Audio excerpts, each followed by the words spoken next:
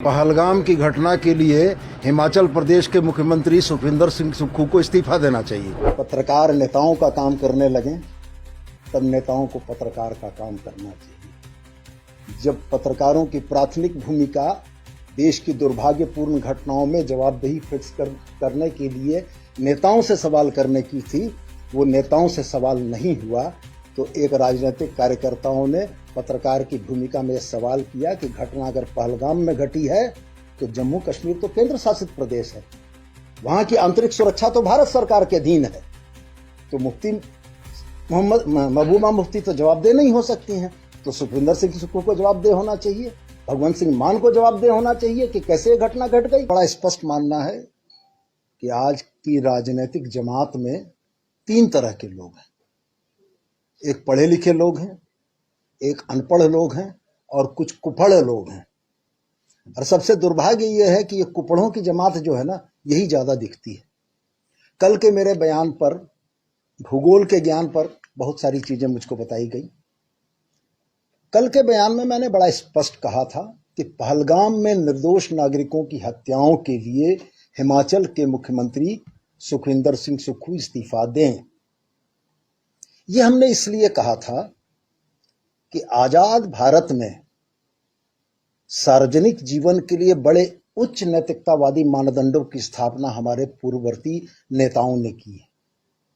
1956, मैं आपके माध्यम से आपको और देश की जनता को याद दिलाना चाहता हूं कि 1956 में एक रेल दुर्घटना के बाद तत्कालीन रेल मंत्री स्वर्गीय लाल बहादुर शास्त्री ने नैतिकता के आधार पर इस्तीफा दिया था।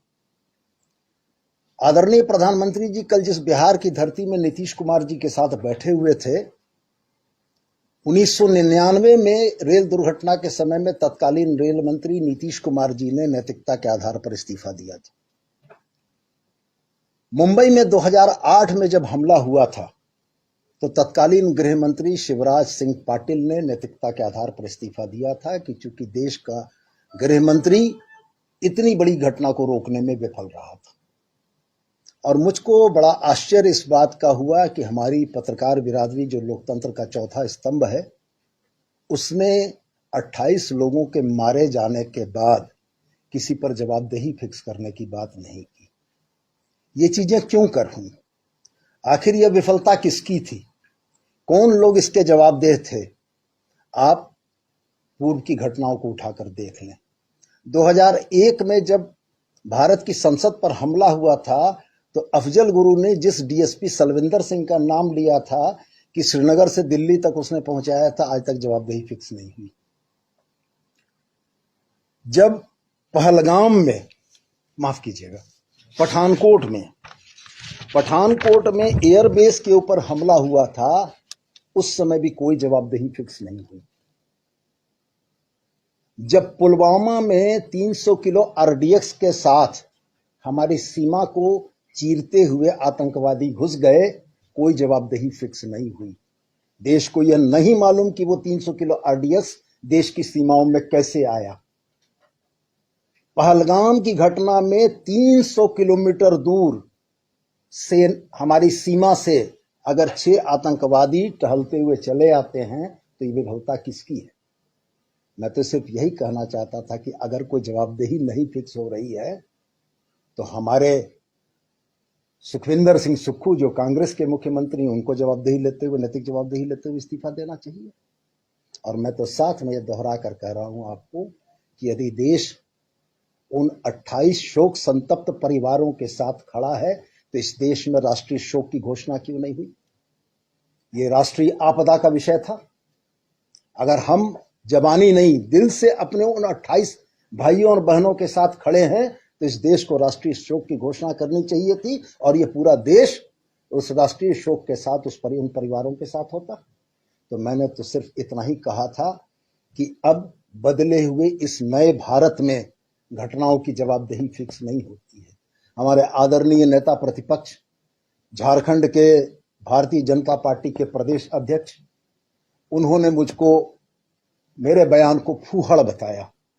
मैं बड़ा सम्मान करता हूं उनका, लेकिन मैं उनसे जरूर यह कहना चाहता हूं कि कल गिरिडीह में दिए हुए उनके आदरणीय कार्यकारी अध्यक्ष डॉक्टर रविंद्र कुमार राय का बयान भी जरा सा उलट कर देख लेते।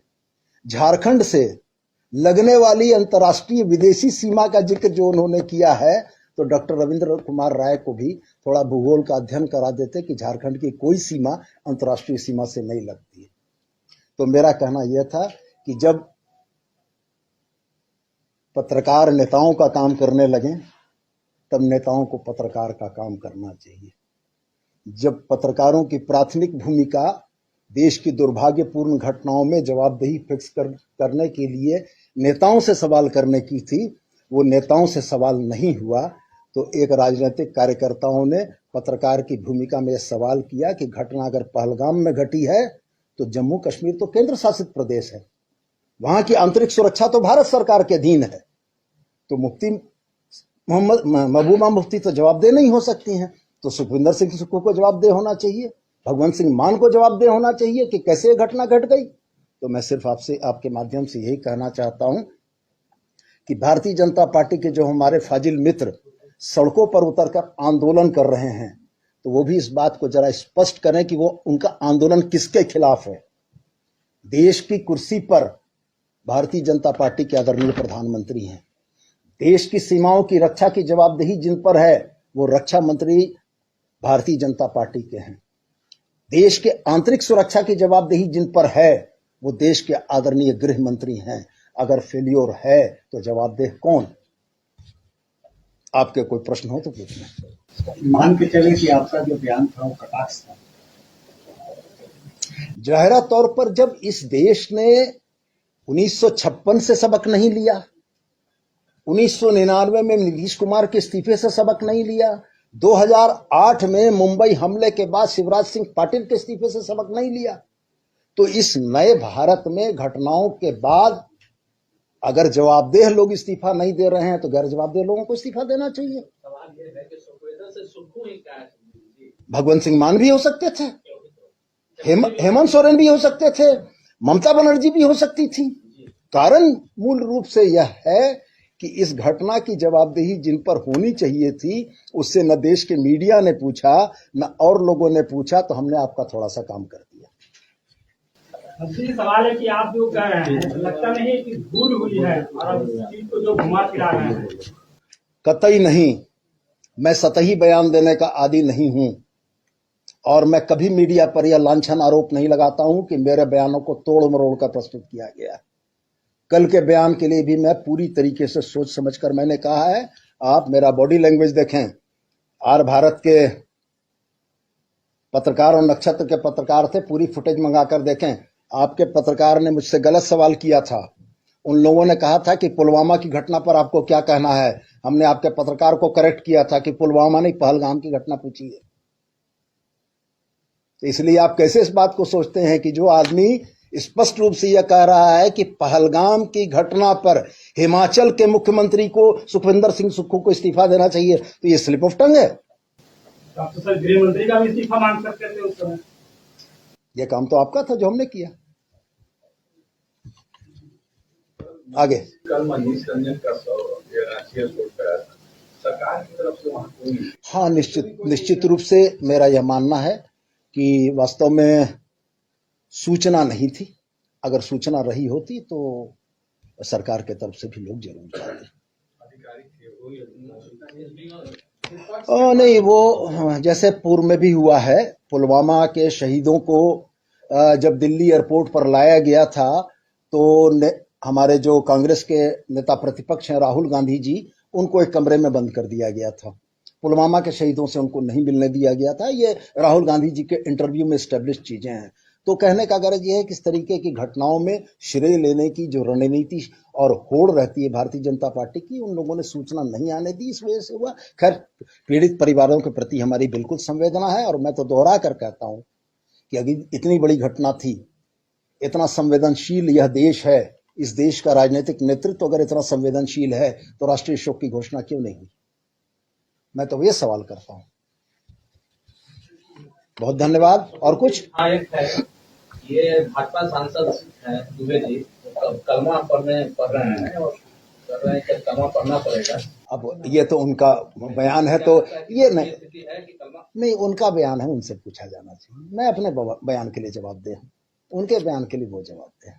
कल आप नगर विकास मंत्री हैं, रातू रोड एलिवेटेड कॉरिडोर में रातू रोड में जो सड़क बन चुकी है लगभग, उसको फिर से तोड़ के सीवरेज और पानी का पाइपलाइन बिछाने का जो विवाद है, इस पर आप क्या कहेंगे?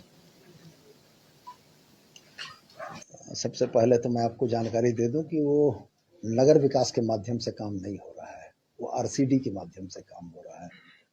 फिर भी आपने ये विषय अगर मेरे संज्ञान में दिया है तो हम प्रयास करेंगे कि इसकी जानकारी ले। पाइपलाइन बिछाने का काम नगर विकास का ही है, उसको द्वारा किया जा रहा है बिछाने का। पाइपलाइन पेयजलापूर्ति के लिए बिछने वाली जुडको के द्वारा है। सीवरेज ड्रेनेज या जिस बात की बात कर रहे हैं रातू रोड की, उस बारे में हमको बहुत जानकारी नहीं, पता कर जो होना था वो टेक्निकल क्लियरेंस की वजह से स्थगित हो गया, क्या वो फिर से होना या फिर जो वीजा वाला इशू आ गया है? नहीं, भारत सरकार के गृह मंत्रालय की जो गाइडलाइन होगी, जो एडवाइजरी होगी, उसका अनुपालन झारखंड भी करेगा। फ्लाईओवर वाला इशू फिर से काफी बवाल हुआ है, नहीं दिख रहा है। अब वो तो माननीय मुख्यमंत्री उसको देख रहे हैं। मेरे विभागों से या मेरे बयानों से संबंधित प्रश्न कर लीजिए, उसका जवाब देना मेरे लिए ज्यादा सहज उचित है। सवाल है, सचिवालय भवन में रघुवर सरकार में सचिवालय भवन बनने का एक प्रोजेक्ट आया था जो बाद में डिले हो गया या रद्द कर दिया गया। सचिवालय भवन में जो मतलब मेरे को इनपुट है, कर्मियों को मतलब कार्यालय में बहुत कमी है। क्या ऐसा कोई आपको प्रपोजल है कि भविष्य में कुछ सचिवालय ने भवन बनाने? नहीं, देखिए ऐसा है कि राजधानी को व्यवस्थित करने का काम 2019 के बाद ही शुरू हुआ है। चाहे फ्लाईओवर्स का निर्माण हो, चाहे सड़कों का चौड़ीकरण हो, चाहे व्यवस्थित तरीके से माने सरकारी भवनों के निर्माण का हो, ठीक है, ये चीजें चल रही हैं और हमको उम्मीद है कि आने वाले समय में भी और बेहतर हम करेंगे। नक्शा को लेकर लीगल अफसर के अपॉइंटमेंट के लिए ऑनरेबल हाई कोर्ट के डायरेक्टिव थे। विभाग ने लीगल अफसर के अपॉइंटमेंट की दिशा में कदम आगे बढ़ा दिया और मुझको लगता है कि बहुत जल्दी ये मामला रिजॉल्व